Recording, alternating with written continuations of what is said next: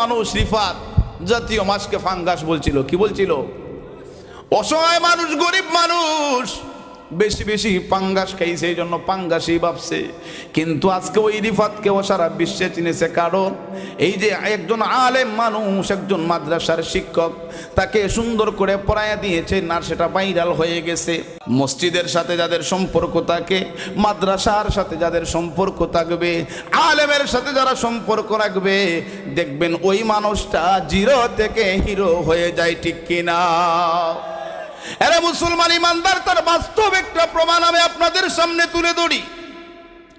আপনারা জানেন এই বাটি অঞ্চল সুনামগঞ্জ এলাকা, সুনামগঞ্জ জেলার অনেক বাটি এলাকা, পানির এলাকা, অনেক বাটি জায়গার মধ্যে একটা ছেলে আছে, আপনারা দেখেছেন, আপনারা পুরাটা সোশ্যাল মিডিয়ায় ভাইরাল হয়ে গেছে।